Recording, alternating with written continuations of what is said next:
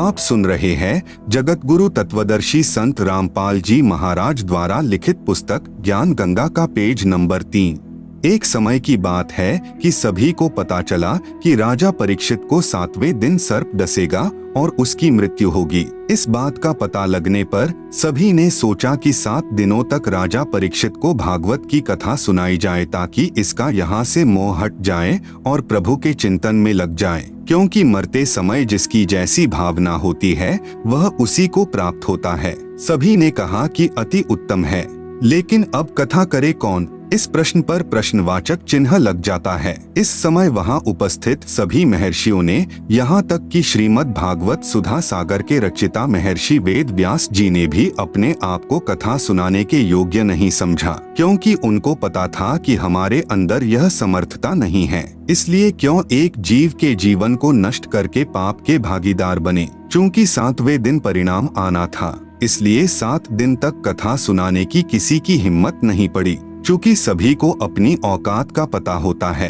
स्वर्ग से सुखदेव जी को भागवत की कथा करने के लिए बुलाया गया और तब राजा परीक्षित का मोह यहाँ से हटा और स्वर्ग की प्राप्ति हुई। स्वर्ग में सुख भोगने के पश्चात वापस नरक में और फिर 184 में चक्कर काटेगा। ये यहाँ का हार्ड एंड फास्ट रूल है, अर्थात अटल नियम है। यह उपलब्धि भी 3 लोक के पूर्ण गुरु बिना प्राप्त नहीं हो सकती। ठीक इसी प्रकार जब किसी स्थान पर प्रधानमंत्री आ रहा हो तो उनके आने से पहले 2-3 बहुत अच्छे वक्ता, गायक व तबले बैंजू बजाने वाले होते हैं, जो बहुत सुरीली और आकर्षक आवाज से दर्शकों को प्रभावित करते हैं। लेकिन वे जो कह रहे हैं उनमें से एक बात भी करने में सक्षम नहीं है। लेकिन जब प्रधानमंत्री आता है तो वह कम से कम शब्दों में कहता है कि आगरा में इंटरनेशनल कॉलेज बनवा दो, चंडीगढ़ में इंटरनेशनल यूनिवर्सिटी बनवा दो, आदि आदि। सिर्फ इतना कहकर पीएम साहब चले जाते हैं। उनके कहने से अगले दिन ही वह कार्य प्रारंभ हो जाता है, क्योंकि उनके वचन में शक्ति है। और यदि यही बात आप और मेरे जैसा आम व्यक्ति कहे तो हमारी बड़ी मूर्खता होगी, क्योंकि हमारे वचन में इतनी शक्ति नहीं है, जबकि प्रधानमंत्री के लिए ये सब साधारण बात है। इन तथ्यों को प्रमाणित करने के लिए कुछ निम्नलिखित वाणियां अवश्य पढ़े और गहन विचार करें तथा अति शीघ्र गुरु मंत्र प्राप्त करें। कबीर पंडित और मशालची दोनों सूझे नाहिन, औरों ने करे चांदना, आप अंधेरे माही। कबीर करनी तज कथनी कथे, अज्ञानी दिन रात कुकर ज्यों भौंकत फिरें, सुनी सुनाई बात। गरीब बीजक की बाता कहें, बीजक नाही हाथ, पृथ्वी डोबन उतरे, कहे कहे मीठी बात। गरीब बीजक की बाता कहें, बीजक नाहिन पास, औरों को प्रमोद ही, आपन चले निराश। गरीब कथनी के शूरे घने, कथे अटंबर ज्ञान, बाहर जवाब आवे नहीं, लीद करे मैदान।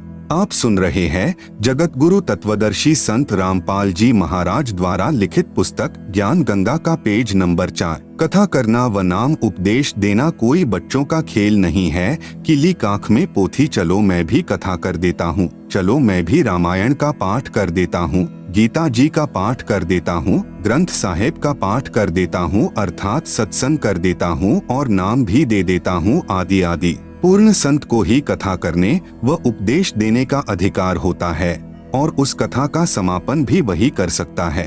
चूंकि पूर्ण संत के शब्द में शक्ति होती है, जैसे सुखदेव के शब्द में थी।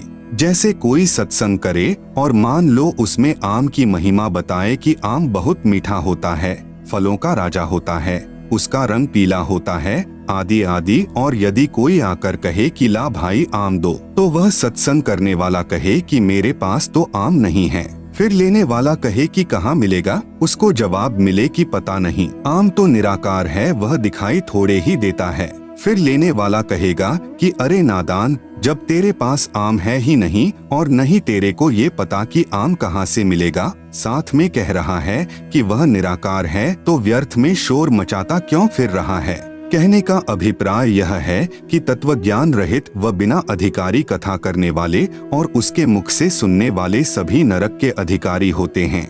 यदि कोई व्यक्ति अपने आप ही गुरु बनकर शिष्य बना लेता है तो समझो अपने सिर पर भार चढ़ा लेता है, क्योंकि परमेश्वर का नियम है कि जब तक शिष्य पार नहीं होगा तब तक गुरु को बार बार जन्म लेते रहना पड़ता है। पूर्ण गुरु अधूरे शिष्यों से छुटकारा पाने के लिए ऐसी लीला किया करते हैं जिससे अज्ञानी शिष्यों को गुरु के प्रति नफरत हो जाती है। जैसे कबीर साहेब जब काशी में प्रकट हुए थे, उस समय कबीर साहेब के 64 लाख शिष्य बन गए थे। उनकी परीक्षा लेने के लिए कबीर साहेब ने काशी शहर की एक मशहूर वैश्या को सत्संग ज्ञान समझाने के लिए उसके घर पर जाना शुरू कर दिया, जिसको देख व सुनकर चेलों के दिल में गुरु के प्रति घृणा पैदा हो गई और सभी का अपने गुरु के प्रति विश्वास टूट गया। केवल 2 को छोड़कर सभी शिष्य गुरु विहीन हो गए। सतगुरु गरीबदास जी महाराज की वाणी में प्रमाण है, गरीब चंडाली के चौक में सतगुरु बैठे जाए, 64 लाख गारत गए, 2 रहे सतगुरु पाए।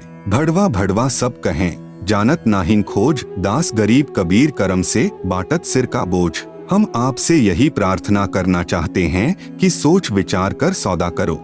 सामवेद के श्लोक नंबर 822 में बताया गया है कि जीव की मुक्ति 3 नामों से होगी। प्रथम ओम, दूसरा सतनाम यानी तत् और तीसरा सारनाम यानी सत। यही गीता जी भी प्रमाण देती है कि ओम, तत्, सत और श्री गुरु ग्रंथ साहिब भी इसी सतनाम जपने का इशारा कर रहा है। सतनाम कोई जपने का नाम नहीं है, यह तो उस नाम की तरफ इशारा कर रहा है जो एक सच्चा नाम है। आप सुन रहे हैं जगत गुरु तत्वदर्शी संत रामपाल जी महाराज द्वारा लिखित पुस्तक ज्ञान गंगा का पेज नंबर 5। इसी तरह यह सारनाम भी अकेला ओम मंत्र किसी काम का नहीं है। ये तीनों नाम व नाम देने की आज्ञा मुझे मेरे गुरुदेव स्वामी रामदेवानंद जी महाराज द्वारा बख्शीश है, जो कबीर साहेब से पीढ़ी दर पीढ़ी चलती आ रही है। पहले आप सत्संग सुनो, सेवा करो, जिससे आपका भक्ति रूपी खेत संवर जाएगा। कबीर मानुष जन्म पाएकर नहीं रटे हरि नाम, जैसे कुआं जल बिना खुदवाया किस काम। कबीर एक हरि के नाम बिना ये राजा ऋषभ हो, माटी ढोवे कुम्हार की, घास न डाले कोई। इसके पश्चात अपने सवरे हुए खेत में बीज बोना होगा। शास्त्रों यानी कबीर साहेब की वाणी, वेद, गीता, पुराण, कुरान, धर्मदास साहेब आदि संतों की वाणी के अध्ययन से मुक्ति नहीं होगी। इन सभी शास्त्रों का एक ही सार यानी निचोड़ है कि पूर्ण मुक्ति के लिए पूर्ण परमात्मा कबीर साहेब के प्रतिनिधि संत यानी जिनको उनके गुरु द्वारा नाम देने की आज्ञा भी हो, से नाम उपदेश लेकर आत्म कल्याण करवाना चाहिए। यदि नाम नहीं लिया तो नाम बिना सूना नगर, पड़या सकल में शोर, लूट न लूटी बंदगी, हो गया हंसा भोर। अदली आरती अदल अजूनी, नाम बिना है काया सूनी, झूठी काया खाल लुहारा। इंगला पिंगला सुषमन द्वारा, कृतधनी भूले नर लोई, जा घट निश्चय नाम न होई। सो नर कीट पतंग भुजंगा, 84 में धर है अंगा। यदि बीज नहीं बीजा तो आत्मा रूपी खेत की गुड़ाई अर्थात तैयारी करना व्यर्थ हुआ। कहने का अभिप्राय यह है कि इनसे आपको ज्ञान होगा जो कि आवश्यक है, परंतु पूर्ण गुरु द्वारा नाम उपदेश लेना अर्थात बीज बीजना भी अति आवश्यक है। नाम भी वही जपना होगा जो कि गुरु नानक साहेब ने जपा, गरीबदास साहेब ने जपा, धर्मदास साहेब आदि संतों ने जपा। इसके अतिरिक्त अन्य नामों से जीव की मुक्ति नहीं होगी। इसलिए आप सभी ने नाम उपदेश लेकर अपना भक्ति रूपी धन जोड़ना प्रारंभ करना चाहिए और अन्य सभी को भी बताना चाहिए। जितना जल्दी हो सके उतना जल्दी, चूंकि न जाने कब और किस समय इस शरीर का पूरा होने का समय आ जाए। गुरु नानक देव जी भी कहते हैं कि ना जाने ये काल की कर डारे, किस विधि ढल जा पासावे, जिन्हादे सिरते मौत खुड़क दी, उन्हानु केड़ा हासावे। कबीर साहेब कहते हैं कि कबीर, श्वास श्वास में नाम जपो, व्यर्था श्वास मत खोए, न जाने इस श्वास का आवन हो के ना होए।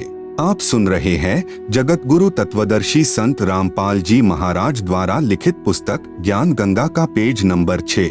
सतगुरु सोई जो सार नाम दृढ़ावे, और गुरु कोई काम न आवे। सार नाम बिन पुरुष यानी भगवान द्रोही, अर्थात जो गुरु सार नाम व सार शब्द नहीं देता है या उसको अपने गुरु द्वारा नाम देने का अधिकार यानी आज्ञा नहीं है, अर्थात शास्त्रों के अध्ययन से यदि कोई मनमुखी गुरु ये नाम भी दे देता हो तो भी वह गुरु और उनके शिष्यों को नरक में डाला जाएगा। वह गुरु भगवान का दुश्मन है, विद्रोही है, उसे भगवान के दरबार में उल्टा लटकाया जाएगा। अब भक्त समाज में नकली गुरुओं यानी संतों द्वारा एक गलत धारणा फैला रखी है कि एक बार गुरु धारण करने के पश्चात दूसरा गुरु नहीं बदलना चाहिए। जरा विचार करके देखो कि गुरु हमारे जन्म मृत्यु रूपी रोग को काटने वाला वैद्य होता है। यदि एक वैद्य से हमारा रोग नहीं कटता है तो हम दूसरे अच्छे वैद्य यानी डॉक्टर के पास जाएंगे, जिससे हमारा जानलेवा रोग ठीक हो सके। जैसे धर्मदास साहेब के पहले गुरु श्री रूपदास जी थे, लेकिन जब धर्मदास जी को पता लगा कि यह गुरु पूर्ण मुक्तिदाता नहीं है तो तुरंत त्याग कर पूर्ण ब्रह्म परमेश्वर सतपुरुष कबीर साहेब को अपना गुरु बनाया और पूर्ण मोक्ष सत्य लोक में प्राप्त किया। ठीक इसी प्रकार अधूरे गुरु को तुरंत त्याग देना चाहिए। झूठे गुरु के पक्ष को तजत न कीजय वारी, गुरु व नाम महिमा की वाणी। गरीब बिन उपदेश अचंभ है, क्यों जीवत हैं प्राण, बिन भक्ति कहाँ ठौर है, नर नाही पाषाण। गरीब एक हरि के नाम बिना, नारी कुतिया हो, गली गली भौंकत फिरे, टूक ना डाले को। गरीब बीबी पड़दे रहे थी, ड्योढ़ी लगती बार गात उघाड़े फिरती हैं, बन कुतिया बाजार। गरीब नकबेसर नक से बनी, पहरत हार हमेल, सुंदरी से सुनही यानी कुतिया बनी, सुनी साहिब के खेल। कबीर हरि के नाम बिना, राजा ऋषभ होए, माटी लदे कुम्हार के, घास ना डाले कोय। कबीर रामकृष्ण से कौन बड़ा, उन्हों भी गुरु कीन्ह, तीन लोक के वे धनी, गुरु आगे आधी।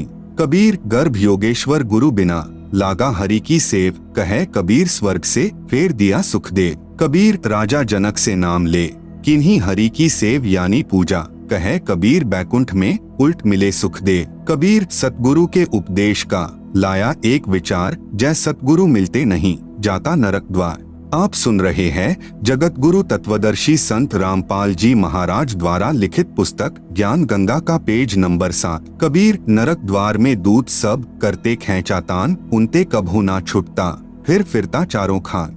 कबीर चार खानी में भ्रमता, कभू ना लगता पार, सो फेरा सब मिट गया, सतगुरु के उपकार। कबीर सात समुद्र मसी करूं, लेखनी करूं बनराए, धरती का कागज करूं, गुरु गुण लिखा न जाए। कबीर गुरु बड़े गोविंद से, मन में देख विचार, हरि सुमरे सो रह गए, गुरु भजे हुए पार। कबीर गुरु गोविंद दो खड़े, काके लागू पाए, बलिहारी गुरु आपने, जिन गोविंद दिया मिलाए। कबीर हरि के रूठता, गुरु की शरण में जाए, कबीर गुरु जय रूठ जा, हरि नहीं होत सहाय। नाम कौन से राम का जपना है, गीता जी के अध्याय नंबर 15 का श्लोक नंबर 16। द्व इमौ पुरुषो लोके क्षरः च अक्षरः एव च क्षरः सर्वाणि भूतानि कूटस्थः अक्षरः उच्यते। अनुवाद: इस संसार में दो प्रकार के भगवान हैं, नाशवान और अविनाशी, और ये संपूर्ण भूत प्राणियों के शरीर तो नाशवान और जीवात्मा अविनाशी कहा जाता है। गीता जी के अध्याय नंबर 15 का श्लोक नंबर 17। उत्तमः पुरुषः तो अन्यः परमात्मा इति उदाहृतः यह लोकत्रयम् आविश्य बिभर्ति अव्ययः ईश्वरः। अनुवाद: उत्तम भगवान तो अन्य ही है, जो तीनों लोकों में प्रवेश करके सबका धारण पोषण करता है, एवं अविनाशी परमेश्वर परमात्मा इस प्रकार कहा गया है।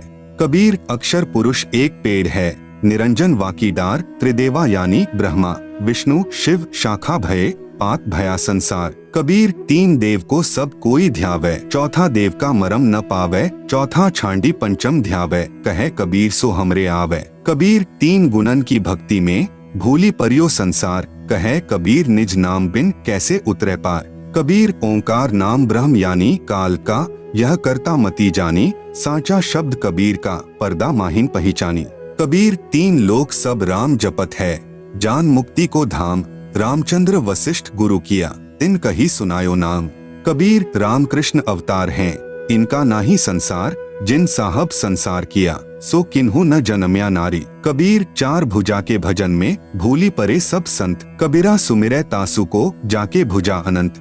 आप सुन रहे हैं जगत गुरु तत्वदर्शी संत रामपाल जी महाराज द्वारा लिखित पुस्तक ज्ञान गंगा का पेज नंबर 8। कबीर वाशिष्ठ मुनि से तत्वेता ज्ञानी, शोध कर लग्न धरे, सीता हरण मरण दशरथ को, बन बन राम फिरे। कबीर समुद्र पाटी लंका गए, सीता को भरतार, ताही अगस्त मुनि पिए गयो, इनमें को करतार। कबीर गोवर्धन कृष्ण जी उठाया, द्रोणागिरि हनुमंत, शेष नाग सब सृष्टि उठाई, इनमें को भगवंत। गरीब दुर्वासा को पेतहा, समझ न आई नीच, 56 कोटि यादव कटे, मची रुधिर की कीच। कबीर काटे बंधन विपत्ति में, कठिन किया संग्राम, चीन्होरे नर प्राणियां, गरुड़ बड़ों की राम। कबीर कह कबीर चित चेथु, शब्द करो निरुवार, श्री रामचंद्र को करता कहत हैं, भूली परियो संसार। कबीर जिन राम कृष्ण निरंजन किया, सो तो करता न्यार, अंधा ज्ञान न बूझई, कहे कबीर विचार। कबीर तीन गुणन यानी ब्रह्मा विष्णु शिव की भक्ति में भूल पड़ियो संसार, कहे कबीर निज नाम बिना कैसे उतरो पार। शब्द संत रामपाल दास जी महाराज द्वारा रचित। युद्ध जीत कर पांडव खुशी हुए अपार, इंद्रप्रस्थ की गद्दी पर युधिष्ठिर की सरकार। एक दिन अर्जुन पूछता, सुन कृष्ण भगवान, एक बार फिर सुना दियो वो निर्मल गीता ज्ञान। घमासान युद्ध के कारण भूल पड़ी है मोहे, ज्यों का त्यों कहना भगवन तनिक न अंतर होए। ऋषि मुनि और देवता सबको रहे तुम खाए, इनको भी नहीं छोड़ा आपने, रहे तुम्हारा ही गुण गाए।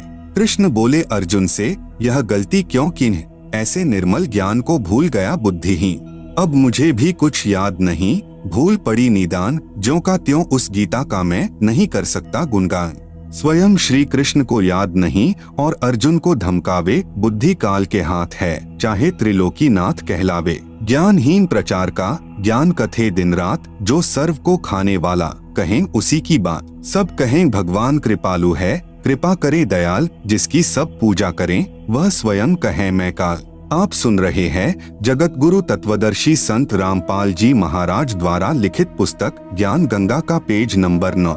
मारे खावे सबको वह कैसा कृपाल, कुत्ते गधे स्वर बनावे है, फिर भी दीन दयाल। बाइबल वेद कुरान है जैसे चांद प्रकाश, सूरज ज्ञान कबीर का करे तिमर का नाश। रामपाल साची कहे करो विवेक विचार, सतनाम व सारनाम यही मंत्र है सार। कबीर हमारा राम है, वो है दीन दयाल, संकट मोचन कष्ट हरण, गुण गावे रामपाल। शब्द संत रामपाल दास जी महाराज द्वारा रचित।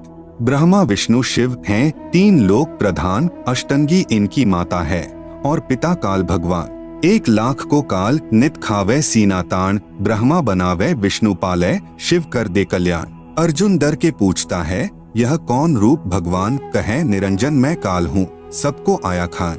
ब्रह्मा नाम इसी का है, वेद करें गुणगान, जन्म मरण 84 यह इसका संविधान। 4 राम की भक्ति में लग रहा संसार, 5वें राम का ज्ञान नहीं, जो पार उतारनहार। ब्रह्मा विष्णु शिव तीनों गुण हैं, दूसरा प्रकृति का जाल, लाख जीव नित भक्षण करें, राम तीसरा काल। अक्षर पुरुष है राम चौथा, जैसे चंद्रमा जान, 5वां राम कबीर है, जैसे उदय हुआ भान। रामदेवानंद गुरु जी कर गए नजर निहाल, सतनाम का दिया खजाना, बरते रामपाल। नाम यानी दीक्षा लेने वाले व्यक्तियों के लिए आवश्यक जानकारी। पूर्ण गुरु की पहचान। दीक्षा लेने वाले को चाहिए कि वह सर्वप्रथम गुरु जी की पहचान करे, उसके पश्चात दीक्षा ले।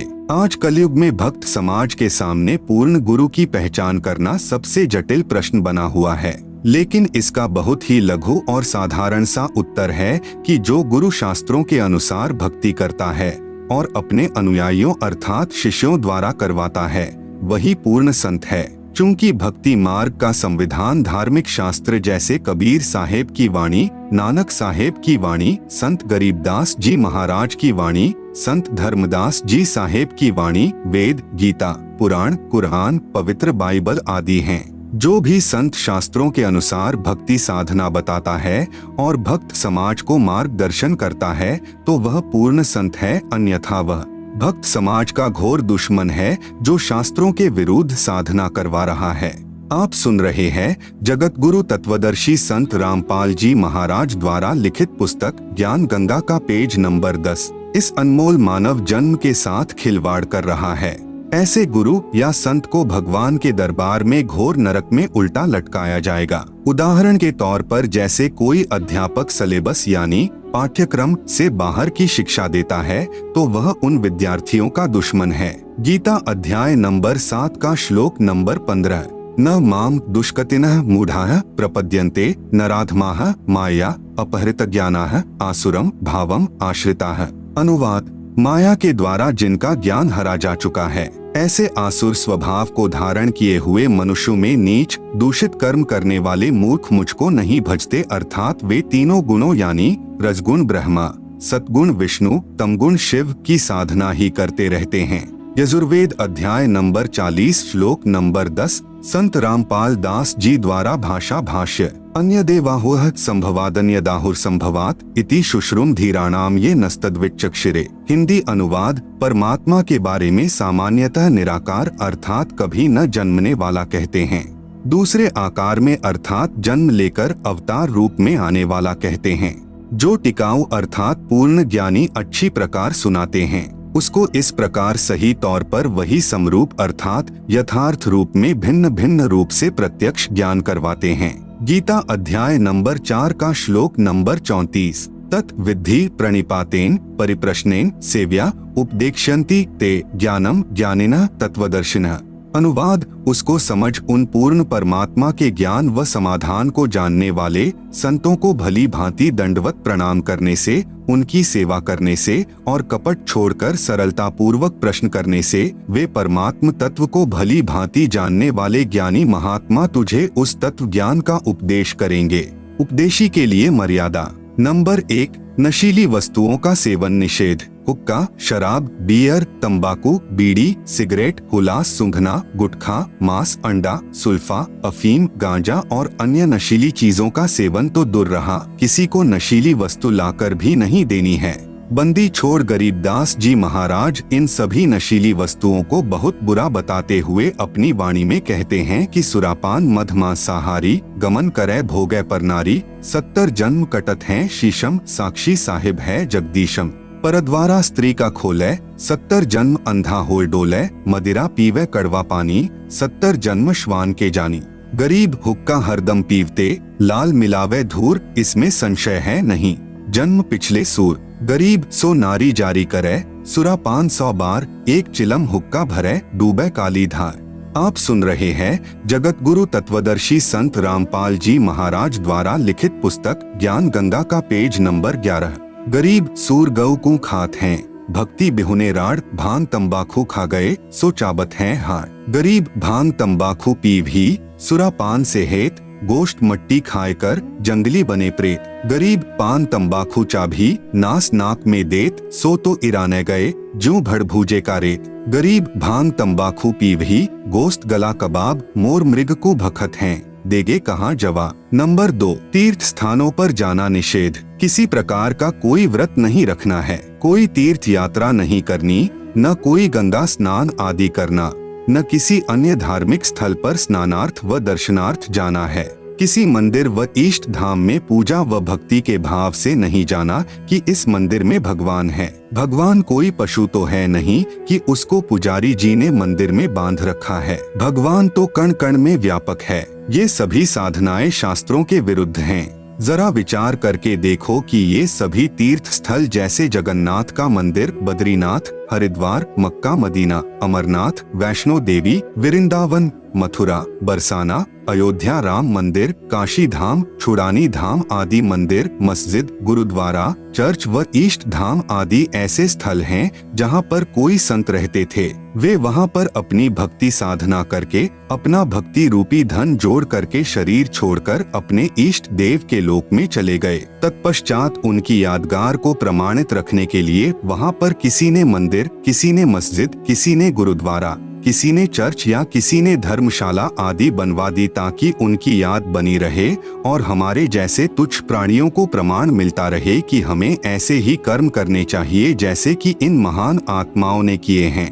ये सभी धार्मिक स्थल हम सभी को यही संदेश देते हैं कि जैसे भक्ति साधना इन नामी संतों ने की है ऐसी ही आप करो। इसके लिए आप इसी तरीके से साधना करने वाले व बताने वाले संतों की तलाश करो और फिर जैसा वे कहें वैसा ही करो। लेकिन बाद में इन स्थानों की ही पूजा प्रारंभ हो गई जो कि बिल्कुल व्यर्थ है और शास्त्रों के विरुद्ध है। ये सभी स्थान तो एक ऐसे स्थान की भांति हैं जहां पर किसी हलवाई ने भट्ठी बनाकर जलेबी, लड्डू आदि बनाकर स्वयं खाकर और अपने सगे साथियों को खिलाकर चले गए। उसके बाद में उस स्थान पर न तो वह हलवाई है और न ही मिठाई, फिर तो वहाँ केवल भट्ठी ही है। वह न तो हमारे को मिठाई बनाना सिखा सकती है और न ही हमारा पेट यानी उदर भर सकती है।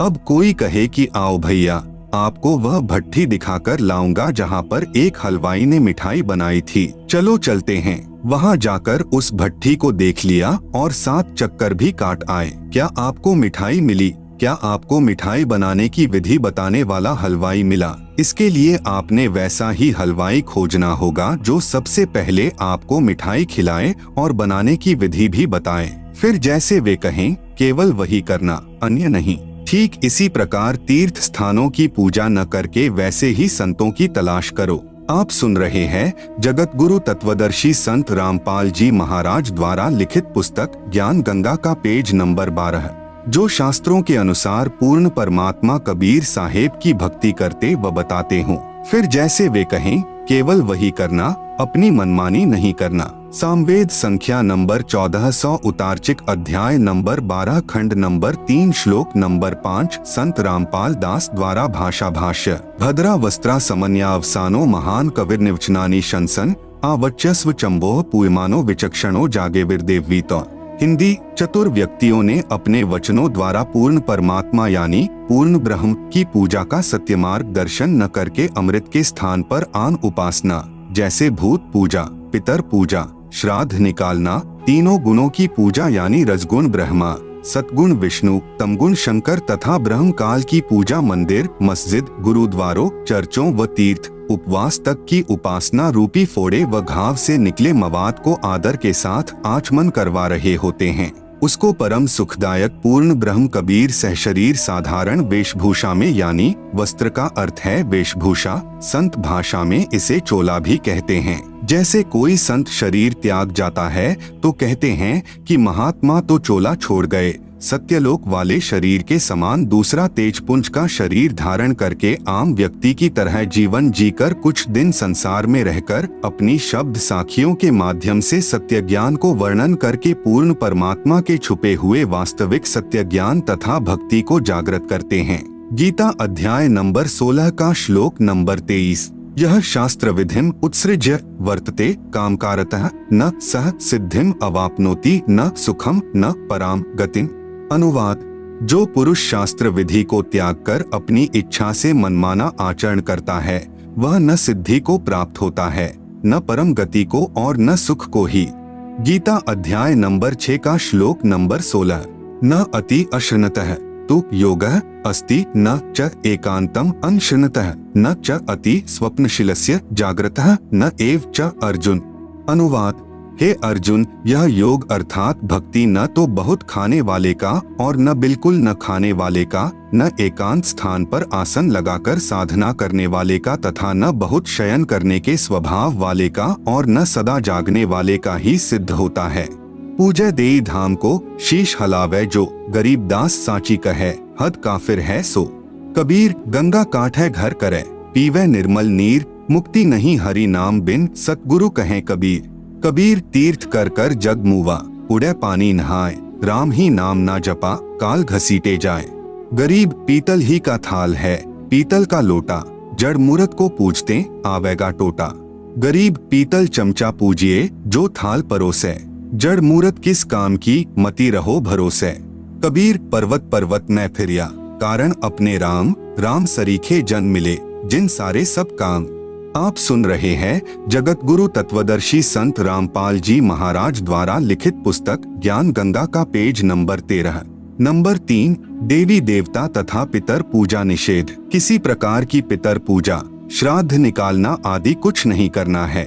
भगवान श्री कृष्ण जी ने भी इन पितरों की व भूतों की पूजा करने से साफ मना किया है।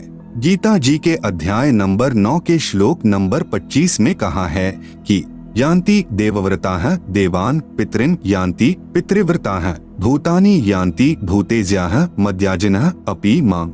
अनुवाद। देवताओं को पूजने वाले देवताओं को प्राप्त होते हैं, पितरों को पूजने वाले पितरों को प्राप्त होते हैं, भूतों को पूजने वाले भूतों को प्राप्त होते हैं और मतानुसार पूजन करने वाले भक्त मुझसे ही लाभान्वित होते हैं। बंदी छोड़ गरीबदास जी महाराज और कबीर साहिब जी महाराज भी कहते हैं, गरीब भूत रमैसो भूत है, देव रमैसो देव, राम रमैसो राम है, सुनो सकल सुरभेद। इसलिए उस पूर्ण परमात्मा परमेश्वर की भक्ति करो जिससे पूर्ण मुक्ति होवे। वह परमात्मा पूर्ण ब्रह्म सतपुरुष यानी सत कबीर है। इसी का प्रमाण गीता जी के अध्याय नंबर 18 के श्लोक नंबर 46 में है। यतः प्रवृत्तिर्भूतानां येन सर्वमिदं ततम् स्वकर्मणा तमभ्यर्च्य सिद्धिं विन्दति मानवः। अनुवाद, जिस परमेश्वर से संपूर्ण प्राणियों की उत्पत्ति हुई है और जिससे यह समस्त जगत व्याप्त है, उस परमेश्वर की अपने स्वाभाविक कर्मों द्वारा पूजा करके मनुष्य परम सिद्धि को प्राप्त हो जाता है। गीता अध्याय नंबर 18 का श्लोक नंबर 62। तमेव शरणं गच्छ सर्वभावेन भारत तत्प्रसादात् पराम शांतिम स्थानम प्राप्स्यसि शाश्वतम। अनुवाद, हे भरतवंशोद्भव अर्जुन, तू सर्वभाव से उस परमेश्वर की ही शरण में चला जा। उसकी कृपा से तू परम शांति को और अविनाशी स्थान को प्राप्त हो जाएगा। सर्वभाव का तात्पर्य है कि कोई अन्य पूजा न करके मन, कर्म, वचन से एक परमेश्वर में आस्था रखना। गीता अध्याय नंबर 8 का श्लोक नंबर 22। पुरुषः सपरः पार्थ भक्त्या लभ्यस्त्वनन्यया यस्यान्तः स्थानि भूतानि येन सर्वमिदं ततम्। अनुवाद, हे पृथानंदन अर्जुन, संपूर्ण प्राणी जिसके अंतर्गत हैं और जिससे यह संपूर्ण संसार व्याप्त है, वह परम पुरुष परमात्मा तो अनन्य भक्ति से प्राप्त होने योग्य है। अनन्य भक्ति का तात्पर्य है एक परमेश्वर यानी पूर्ण ब्रह्म की भक्ति करना, दूसरे देवी देवताओं अर्थात तीनों गुणों यानी रजगुण ब्रह्मा, सतगुण विष्णु, तमगुण शिव की नहीं। आप सुन रहे हैं जगत गुरु तत्वदर्शी संत रामपाल जी महाराज द्वारा लिखित पुस्तक ज्ञान गंगा का पेज नंबर 14, गीता जी के अध्याय नंबर 15 का श्लोक नंबर 1 से 4। गीता अध्याय नंबर 15 का श्लोक नंबर 1। उधर्वमूलम अधः शाखम अश्वत्थम प्राहुः अव्ययम छंदासी यस्य पर्णानि यह तम वेद सह वेदवित्। अनुवाद, ऊपर को जड़ वाला, नीचे को शाखा वाला अविनाशी विस्तृत संसार रूपी पीपल का वृक्ष है, जिसके छोटे छोटे हिस्से या टहनियां, पत्ते कहे हैं। उस संसार रूप वृक्ष को जो इस प्रकार जानता है, वह पूर्ण ज्ञानी अर्थात तत्वदर्शी है। गीता अध्याय नंबर 15 का श्लोक नंबर 2। अधः च ऊर्ध्वं प्रसृताः तस्य शाखाः गुण प्रवृद्धाः विश्व प्रवालाः अधः च मूलानि अनुसंततानि कर्मानुबंधीनि मनुष्यलोके। अनुवाद, उस वृक्ष की नीचे और ऊपर तीनों गुणों ब्रह्मा रजगुण, विष्णु सतगुण, शिव तमगुण रूपी फैली हुई विकार काम, क्रोध, मोह, लोभ, अहंकार रूपी कोपल डाली ब्रह्मा, विष्णु, शिव ही जीव को कर्मों में बांधने की भी जड़ें अर्थात मूल कारण हैं, तथा मनुष्य लोक, स्वर्ग, नरक लोक, पृथ्वी लोक में नीचे यानी 84 लाख जूनियों में ऊपर व्यवस्थित किए हुए हैं। गीता अध्याय नंबर 15 का श्लोक नंबर 3। न रूपम अस्य इह तथा उपलभ्यते न अंतः न च आदिह न च संप्रतिष्ठा अश्वत्थम एनम सुविरूढ़ मूलम असंशस्त्रेण देढ़ेन छित्वा।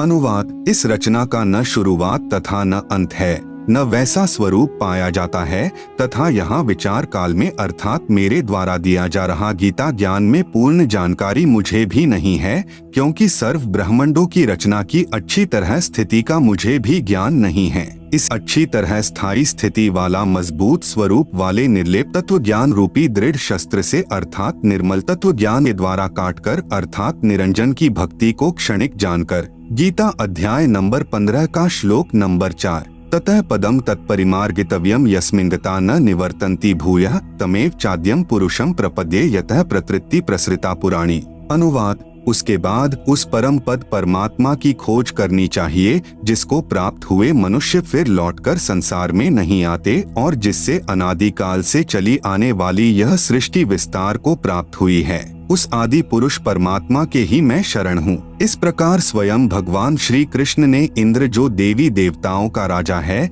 की पूजा भी छुड़वाकर उस परमात्मा की भक्ति करने के लिए ही प्रेरणा दी थी, जिस कारण उन्होंने गोवर्धन पर्वत को उठाकर इंद्र के कोप से ब्रजवासियों की रक्षा की। गरीब इंद्र चढ़ा ब्रिज डुबोवन, भीगा भीत न लेव, इंद्र कढ़ाई होत जगत में, पूजा खा गए दे। कबीर, इस संसार को समझाओ कै बार, पूछ जो पकड़े भेड़ की, उतरा चाहे पार। आप सुन रहे हैं जगत गुरु तत्वदर्शी संत रामपाल जी महाराज द्वारा लिखित पुस्तक ज्ञान गंगा का पेज नंबर 15 नंबर 4। गुरु आज्ञा का पालन। गुरुदेव जी की आज्ञा के बिना घर में किसी भी प्रकार का धार्मिक अनुष्ठान नहीं करवाना है। जैसे बंदी छोड़ अपनी वाणी में कहते हैं कि गुरु बिन यज्ञ हवन जो कर ही, मिथ्या जावे कब हो नहीं फल ही।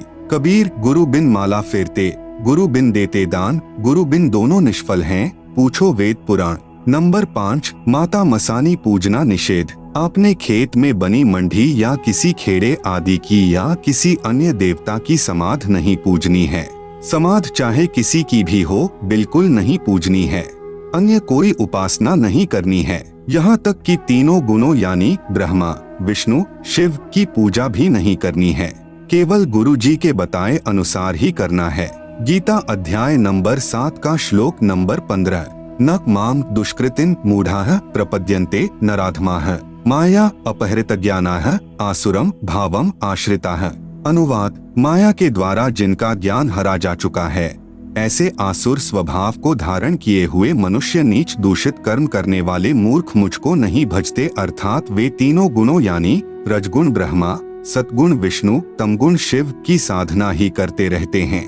कबीर माई मसानी शेड शीतला, भैरव भूत हनुमंत, परमात्मा उनसे दूर है जो इनको पूजंत। कबीर 100 वर्ष तो गुरु की सेवा, एक दिन आन उपासी, वो अपराधी आत्मा, परकाल की फांसी। गुरु को तजय भजय जो आना, ता पशुवा को फोकट ज्ञाना। नंबर 6 संकट मोचन कबीर साहेब हैं। कर्म कष्ट यानी संकट होने पर कोई अन्य इष्ट देवता की या माता मसानी आदि की पूजा कभी नहीं करनी है, न किसी प्रकार की बुझा पड़वानी है। केवल बंदी छोड़ कबीर साहिब को पूजना है, जो सभी दुखों को हरने वाले संकट मोचन हैं।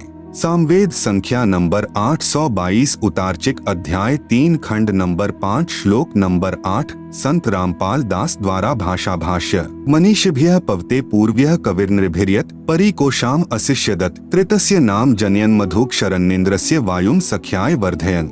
हिंदी: सनातन अर्थात अविनाशी कबीर परमेश्वर हृदय से चाहने वाले, श्रद्धा से भक्ति करने वाले भक्तात्मा को 3 मंत्र उपदेश देकर पवित्र करके जन्म व मृत्यु से रहित करता है, तथा उसके प्राण अर्थात जीवन श्वासों को जो संस्कारवश अपने मित्र अर्थात भक्त के गिनती के डाले हुए होते हैं, को अपने भंडार से पूर्ण रूप से बढ़ाता है, जिस कारण से परमेश्वर के वास्तविक आनंद को अपने आशीर्वाद प्रसाद से प्राप्त करवाता है। कबीर देवी देव ठाढ़े भये, हमको ठौर बताओ, जो मुझ यानी कबीर को पूजे नहीं, उनको लूटो खाओ। गरीब काल जो पीसे पीसना, जौरा है पनिहार, ये 2 असल मजूर हैं। सतगुरु के दरबार। आप सुन रहे हैं जगत गुरु तत्वदर्शी संत रामपाल जी महाराज द्वारा लिखित पुस्तक ज्ञान गंगा का पेज नंबर 16। नंबर 7 अनावश्यक दान निषेध। कहीं पर और किसी को दान रूप में कुछ नहीं देना है, न पैसे, न बिना सिला हुआ कपड़ा आदि कुछ नहीं देना है। यदि कोई दान रूप में कुछ मांगने आए तो उसे खाना खिला दो, चाय, दूध, लस्सी, पानी आदि पिला दो, परंतु देना कुछ भी नहीं है। न जाने वह भिक्षुक उस पैसे का क्या दुरुपयोग करे। जैसे एक व्यक्ति ने किसी भिखारी को उसकी झूठी कहानी, जिसमें वह बता रहा था कि मेरे बच्चे इलाज बिना तड़फ रहे हैं, कुछ पैसे देने की कृपा करें, को सुनकर भावनावश होकर 100 रुपए दे दिए। वह भिखारी पहले पाव शराब पीता था। उस दिन उसने आधा बोतल शराब पी और अपनी पत्नी को पीट डाला। उसकी पत्नी ने बच्चों सहित आत्महत्या कर ली।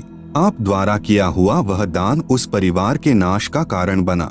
यदि आप चाहते हो कि ऐसे दुखी व्यक्ति की मदद करें तो उसके बच्चों को डॉक्टर से दवाई दिलवा दें, पैसा न दें। कबीर गुरु बिन माला फेरते, गुरु बिन देते दान, गुरु बिन दोनों निष्फल हैं, पूछो वेद पुराण। नंबर 8 झूठा खाना निषेध। ऐसे व्यक्ति का झूठा नहीं खाना है जो शराब, मांस, तंबाकू, अंडा, बियर, अफीम, गांजा आदि का सेवन करता हो। नंबर 9 सत्यलोक गमन यानी देहांत के बाद क्रिया कर्म निषेध। यदि परिवार में किसी की मौत हो जाती है, चिता में अग्नि कोई भी दे सकता है। घर का या अन्य तथा अग्नि प्रज्वलित करते समय मंगलाचरण बोल दें। उसके फूल आदि कुछ नहीं उठाने हैं। यदि उस स्थान को साफ करना अनिवार्य है तो उन अस्थियों को उठाकर स्वयं ही किसी स्थान पर चलते पानी में बहा दें। उस समय मंगलाचरण उच्चारण कर दें। न पिंड आदि भरवाने हैं, न 13वीं, 6 माही, बरसोधी तथा श्राद्ध आदि कुछ नहीं करना है। किसी भी अन्य व्यक्ति से हवन आदि नहीं करवाना है। संबंधी तथा रिश्तेदारों आदि जो शोक व्यक्त करने आए, उनके लिए कोई भी एक दिन नियुक्त करें। उस दिन प्रतिदिन करने वाला नित्य नियम करें। ज्योति जागृत करें, फिर सर्व को खाना खिलाए। यदि आपने उसके यानी मरने वाले के नाम पर कुछ धर्म करना है तो अपने गुरुदेव जी की आज्ञा लेकर बंदी छोड़ गरीबदास जी महाराज की अमृतमयी वाणी का अखंड पाठ करवाना चाहिए। यदि पाठ करने की आज्ञा न मिले तो परिवार के उपदेशी भक्त 4 दिन या 7 दिन घर में एक अखंड ज्योति देशी घी की जलाए तथा ब्रह्म गायत्री मंत्र प्रतिदिन 4 बार करें तथा 3 या 1 बार के मंत्र का दान संकल्प सतलोक वासी को करें। जैसा उचित समझें 1, 2, 3 तक मंत्र के जाप का फल उसे दान करें। प्रतिदिन की तरह ज्योति व आरती नाम स्मरण करते रहना है।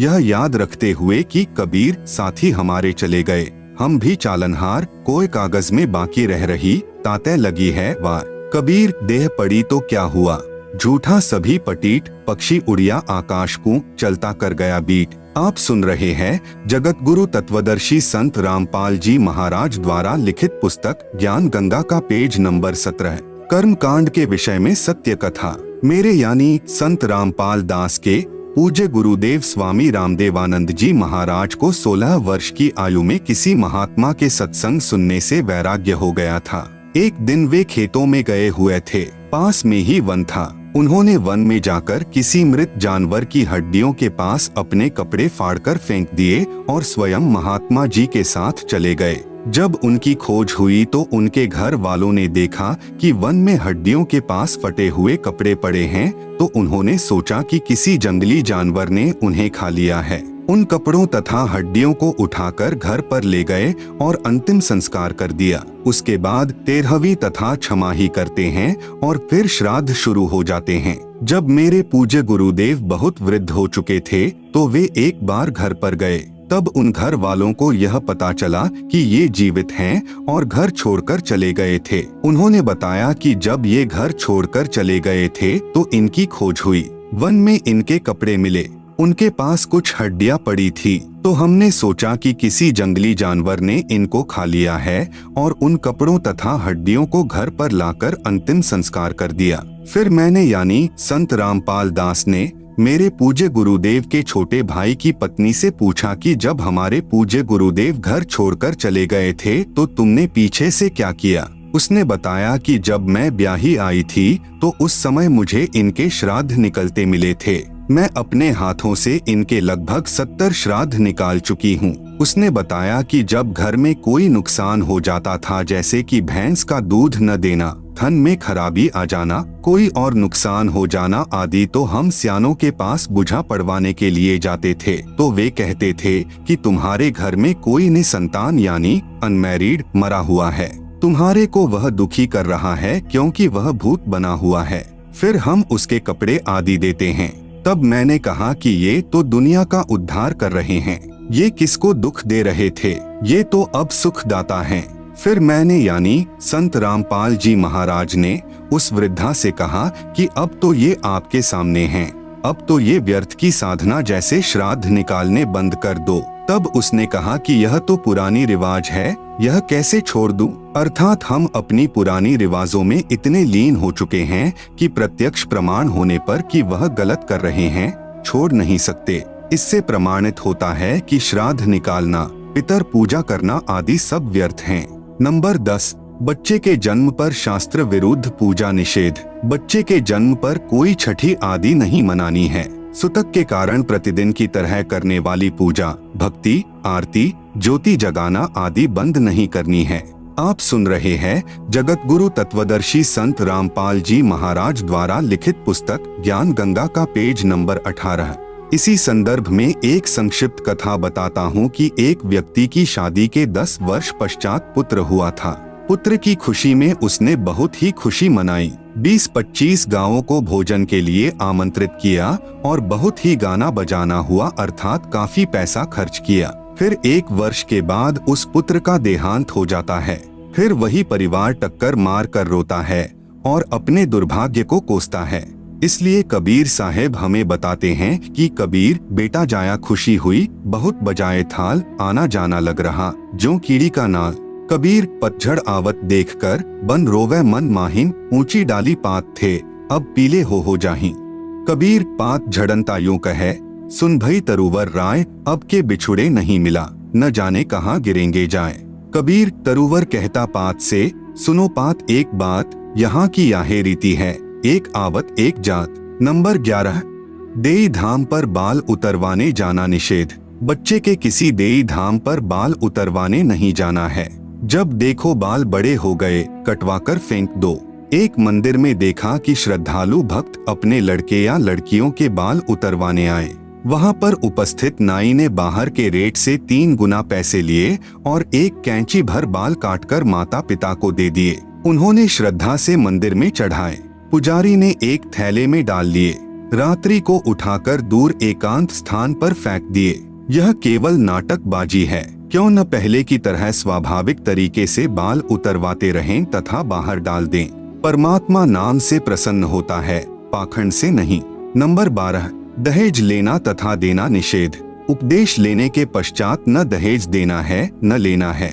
नंबर 13, आत्म कल्याण के लिए दीक्षा लें। नाम यानी उपदेश को केवल दुख निवारण की दृष्टिकोण से नहीं लेना चाहिए बल्कि आत्म कल्याण के लिए लेना चाहिए। फिर सुमिरन से सर्व सुख अपने आप आ जाते हैं। कबीर सुमिरन से सुख होत है, सुमिरन से दुख जाए। कहें कबीर सुमिरन किए, साई माहिन समाए। नंबर 14, व्याभिचार निषेध। पराई स्त्री को माँ, बेटी, बहन की दृष्टि से देखना चाहिए। व्याभिचार महापाप है। जैसे गरीब परद्वारा स्त्री का खोले, 70 जन्म अंधा हो डोले। सुरापान मध मांसाहारी, गवन करें भोगे पर नारी, 70 जन्म कटत हैं शीशम, साक्षी साहिब है जगदीशम।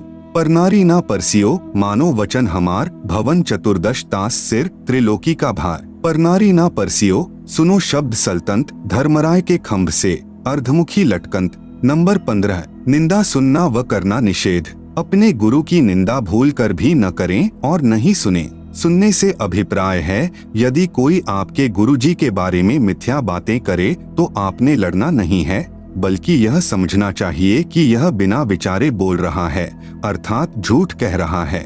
आप सुन रहे हैं जगत गुरु तत्वदर्शी संत रामपाल जी महाराज द्वारा लिखित पुस्तक ज्ञान गंगा का पेज नंबर 19। गुरु की निंदा सुने जो काना, ताको निश्चय नरक निदाना।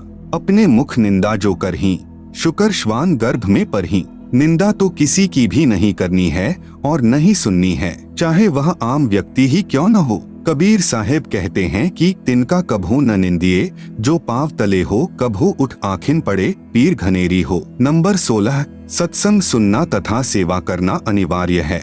सत्संग में समय मिलते ही आने की कोशिश करे तथा सत्संग में नखरे यानी मान बढ़ाई करने नहीं आवे, अपितु अपने आप को एक बीमार समझकर आवे। जैसे बीमार व्यक्ति चाहे कितने ही पैसे वाला हो, चाहे उच्च पदवी वाला हो, जब अस्पताल में जाता है तो उस समय उसका उद्देश्य केवल रोग मुक्त होना होता है। जहां डॉक्टर लेटने को कहे लेट जाता है, बैठने को कहे बैठ जाता है, बाहर जाने का निर्देश मिले तो बाहर चला जाता है, फिर अंदर आने के लिए आवाज आए तो चुपके से अंदर आ जाता है।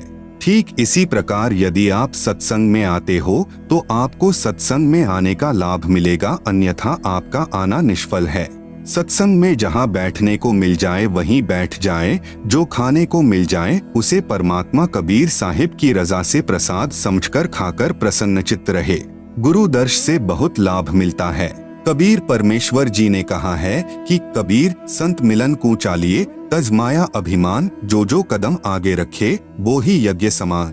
कबीर संत मिलन को जाइए, दिन में कई कई बार, आसोच के में जो घना करे उपकार। कबीर दर्शन साधु का, परमात्मा आवे याद, लेखे में वोहे घड़ी, बाकी के दिन बाद।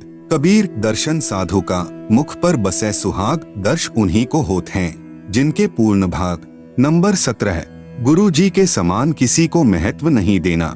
यदि कहीं पर पाठ या सत्संग चल रहा हो या वैसे गुरु जी के दर्शनार्थ जाते हो तो सर्वप्रथम गुरु जी को दंडवत यानी लंबा लेटकर प्रणाम करना चाहिए। बाद में सत ग्रंथ साहिब व तस्वीरों जैसे साहिब कबीर की मूर्ति, गरीबदास जी की व स्वामी रामदेवानंद जी व गुरु जी की मूर्ति को प्रणाम करें, जिससे सिर्फ भावना बनी रहेगी। मूर्ति पूजा नहीं करनी है, केवल प्रणाम करना पूजा में नहीं आता। यह तो भक्त की श्रद्धा को बनाए रखने में सहयोग देता है। पूजा तो वक्त गुरु व नाम मंत्र की करनी है जो पार लगाएगा।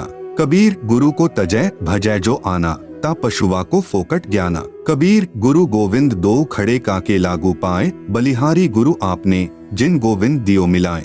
कबीर गुरु बड़े हैं गोविंद से, मन में देख विचार, हरि सुमरे सो रह गए, गुरु भजे होए पार। कबीर हरि के रूठता, गुरु की शरण में जाए, कबीर गुरु जय रूठ जा, हरि नहीं होत सहाय। कबीर सात समुद्र की मसी करूं, लेखनी करूं बनी राय, धरती का कागज करूं तो गुरु गुण लिखा न जाए। नंबर 18, मांस भक्षण निषेध। अंडा व मांस भक्षण व जीव हिंसा नहीं करनी है, यह महापाप होता है। जैसे साहेब कबीर जी महाराज व गरीबदास जी महाराज ने बताया है। कबीर जीव हने हिंसा करे, प्रकट पाप सिर होए, निगम पुनि ऐसे पाप ते, भिस्त गया नहीं कोई। आप सुन रहे हैं जगत गुरु तत्वदर्शी संत रामपाल जी महाराज द्वारा लिखित पुस्तक ज्ञान गंगा का पेज नंबर 20। कबीर तिल भर मछली खाए कर, कोटि गौ दे दान, काशी करौंत ले मरे तो भी नरक निदान। कबीर बकरी पाती खात है, ताकि काढ़ी खाल, जो बकरी को खात है तिनका कौन हवाल। कबीर गला काटी कलमा भरे, किया कहे हलाल, साहब लेखा मांगसी तब होसी कौन हवाल। कबीर दिन को रोजा रहत हैं, रात हनत है गाय, यह खून वह वंदगी, कहूँ क्यों खुशी खुदाए। कबीर कबीरा तेई पीर हैं, जो जाने पर पीर, जो पर पीर न जानी है सो काफिर बेपीर। कबीर खूब खाना है खींचड़ी, माही परी टुक लौन, मांस पराया खाए के गला कटावे कौन। कबीर मुसलमान मारे करद सो, हिंदू मारे तरवार, कहे कबीर दोनों मिली जय यम के द्वार। कबीर मांस आहारी मानव, प्रत्यक्ष राक्षस जानी, ताकि संगति मति करे, होई भक्ति में हानि। कबीर मांस खायते ढेर सब, मद पीवे सो नीच, कुल की दुर्मति पर हरे, राम कहे सो ऊंच। कबीर मांस मछलियां खात हैं, सुरापान से हेत, ते नर नरके जाएंगे माता पिता समेत। गरीब जीव हिंसा जो करते हैं, या आगे क्या पाप, कंटक जुनी जिहान में, सिंह भेड़िया और सांप, झोटे बकरे मुर्गे ताई, लेखा सब ही लेत गुसाई। मृग मोर मारे महमंता, अचराचर हैं जीव अनंता। जिह्वा स्वाद हिते प्राणा, नीमा नाश गया हम जाना। तीतर लवा बुटेरी चिड़िया, खूनी मारे बड़े अगड़िया। अगले बदले लेखे लेखा, समझ देख सुन ज्ञान विवेका। गरीब शब्द हमारा मानियो, और सुनते हो नर नारी, जीव दया बिन कुफर है, चले जमाना हारी। अनजाने में हुई हिंसा का पाप नहीं लगता। परमात्मा कबीर साहिब कहते हैं, इच्छा कर मारे नहीं, बिन इच्छा मर जाए, कहें कबीर तास का पाप नहीं लगाए। नंबर 19, गुरुद्रोही का संपर्क निषेध। यदि कोई भक्त गुरुजी से द्रोह करता है, यानी गुरुजी से विमुख हो जाता है, वह महापाप का भागी हो जाता है। यदि किसी को मार्ग अच्छा न लगे तो अपना गुरु बदल सकता है। यदि वह पूर्व गुरु के साथ बैर व निंदा करता है तो वह गुरुद्रोही कहलाता है। ऐसे व्यक्ति से भक्ति चर्चा करने में उपदेशी को दोष लगता है, उसकी भक्ति समाप्त हो जाती है। आप सुन रहे हैं जगत गुरु तत्वदर्शी संत रामपाल जी महाराज द्वारा लिखित पुस्तक ज्ञान गंगा का पेज नंबर 21। गरीब गुरुद्रोही की पैड़ पर जे पग आवे बीर, 84 निश्चय पड़े सतगुरु कहें कबीर। कबीर जानबूझ साची तजय, करे झूठे से नेह, जाकी संगत है प्रभु स्वपन में भी ना दे। अर्थात गुरुद्रोही के पास जाने वाला भक्ति रहित होकर नरक व लख 84 जूनियों में चला जाएगा। नंबर 20, जुआ निषेध। जुआ ताश कभी नहीं खेलना चाहिए। कबीर मांस भखे और मद पिए, धन वेश्या सो खाए, जुआ खेली चोरी करे, अंत समूला जाए। नंबर 21, नाच गान निषेध। किसी भी प्रकार के खुशी के अवसर पर नाचना व अश्लील गाने गाना भक्ति भाव के विरुद्ध है। जैसे एक समय एक विधवा बहन किसी खुशी के अवसर पर अपने रिश्तेदार के घर पर गई हुई थी। सभी खुशी के साथ नाच गा रहे थे, परंतु वह बहन एक तरफ बैठकर प्रभु चिंतन में लगी हुई थी। फिर उनके रिश्तेदारों ने उससे पूछा कि आप ऐसे क्यों निराश बैठे हो, आप भी हमारे की तरह नाचो, गाओ और खुशी मनाओ। इस पर वह बहन कहती है कि किसकी खुशी मनाऊं, मुझ विधवा का एक ही पुत्र था, वह भी भगवान को प्यारा हो चुका है, अब क्या खुशी है मेरे लिए। ठीक इसी प्रकार इस काल के लोक में प्रत्येक व्यक्ति की स्थिति है। यहाँ पर गुरु नानक देव जी की वाणी है कि न जाने काल की कर डारे, किस विधि ढल जा पासावे, जिन्हादे सिर ते मौत खुरगदी, उन्हानु केड़ा हासावे। साध मिले साड़ी शादी यानी खुशी, होंदी बिछड़दा दिलगिरी यानी दुख वे, अखदे नानक सुनो जिहाना, मुश्किल हाल फकीरी वे। कबीर साहेब जी महाराज भी कहते हैं कि कबीर झूठे सुख को सुख कहे, मान रहा मन मोद, सकल चबीना काल का, कुछ मुख में कुछ गोद। कबीर बेटा जाया खुशी हुई, बहुत बजाए था, आवन जाना लग रहा, ज्यों कीड़ी का नाल। विशेष स्त्री तथा पुरुष दोनों ही परमात्मा प्राप्ति के अधिकारी हैं। स्त्रियों को मासिक धर्म यानी मेंसेस के दिनों में भी अपनी दैनिक पूजा, ज्योति लगाना आदि बंद नहीं करना चाहिए। नहीं किसी के देहांत या जन्म पर भी दैनिक पूजा कर्म बंद नहीं करना है। नोट: जो भक्तजन इन 21 सूत्रीय आदेशों का पालन नहीं करेगा, उसका नाम समाप्त हो जाएगा। यदि अनजाने में कोई गलती हो भी जाती है तो वह माफ हो जाती है, और यदि जानबूझकर कोई गलती की है तो वह भक्त नाम रहित हो जाता है। इसका समाधान यही है कि गुरुदेव जी से क्षमा याचना करके दोबारा नाम उपदेश लेना होगा। कृपया आगे पढ़े उन भक्तों की आप बीती जो शास्त्र विरुद्ध साधना त्याग कर उपरोक्त नियमों का पालन करके कितने सुखी हुए हैं, और पहले सब लोकवेद वाली पूजाएं करके भी महादुखी थे। लेखक संत रामपाल दास महाराज, सतलोक आश्रम, बरवाला, जिला हिसार, हरियाणा, भारत। आप सुन रहे हैं जगत गुरु तत्वदर्शी संत रामपाल जी महाराज द्वारा लिखित पुस्तक ज्ञान गंगा का पेज नंबर 22। संपूर्ण सृष्टि रचना, सूक्ष्म वेद से निष्कर्ष रूप सृष्टि रचना का वर्णन। प्रभु प्रेमी आत्माएं प्रथम बार निम्न सृष्टि की रचना को पढ़ेंगे तो ऐसे लगेगा जैसे दंत कथा हो, परंतु सर्व पवित्र सद्ग्रंथों के प्रमाणों को पढ़कर दांतों तले उंगली दबाएंगे कि यह वास्तविक अमृत ज्ञान कहाँ छुपा था। कृपया धैर्य के साथ पढ़ते रहिए तथा इस अमृत ज्ञान को सुरक्षित रखें। आपकी 101 पीढ़ी तक काम आएगा। पवित्रात्माएं कृपया सत्यनारायण यानी अविनाशी प्रभु सत्पुरुष द्वारा रची सृष्टि रचना का वास्तविक ज्ञान पढ़े। नंबर 1, पूर्ण ब्रह्म। इस सृष्टि रचना में सत्पुरुष सतलोक का स्वामी यानी प्रभु, अलख पुरुष अलख लोक का स्वामी यानी प्रभु, अगम पुरुष अगम लोक का स्वामी यानी प्रभु, तथा अनामी पुरुष अनामी अकह लोक का स्वामी यानी प्रभु, तो एक ही पूर्ण ब्रह्म है जो वास्तव में अविनाशी प्रभु है, जो भिन्न भिन्न रूप धारण करके अपने चारों लोकों में रहता है, जिसके अंतर्गत असंख्य ब्रह्मांड आते हैं। नंबर 2, परब्रह्म। यह केवल 7 संख ब्रह्मांड का स्वामी यानी प्रभु है। यह अक्षर पुरुष भी कहलाता है, परंतु यह तथा इसके ब्रह्मांड भी वास्तव में अविनाशी नहीं है। नंबर 3, ब्रह्म। यह केवल 21 ब्रह्मांड का स्वामी यानी प्रभु है। इसे क्षर पुरुष, ज्योति निरंजन, काल आदि उपमा से जाना जाता है। यह तथा इसके सर्व ब्रह्मांड नाशवान हैं। उपरोक्त तीनों पुरुषों यानी प्रभुओं का प्रमाण पवित्र श्रीमद् भगवत गीता अध्याय 15 श्लोक 16-17 में भी है। नंबर 4, ब्रह्मा। ब्रह्मा इसी ब्रह्म का ज्येष्ठ पुत्र है, विष्णु मध्य वाला पुत्र है तथा शिव अंतिम तीसरा पुत्र है। ये तीनों ब्रह्म के पुत्र केवल एक ब्रह्मांड में एक विभाग यानी गुण के स्वामी यानी प्रभु हैं तथा नाशवान हैं। विस्तृत विवरण के लिए कृपया पढ़ें निम्नलिखित सृष्टि रचना। कबीरदेव यानी कबीर परमेश्वर ने सूक्ष्म वेद अर्थात कबीरबाणी में अपने द्वारा रची सृष्टि का ज्ञान स्वयं ही बताया है, जो निम्नलिखित है।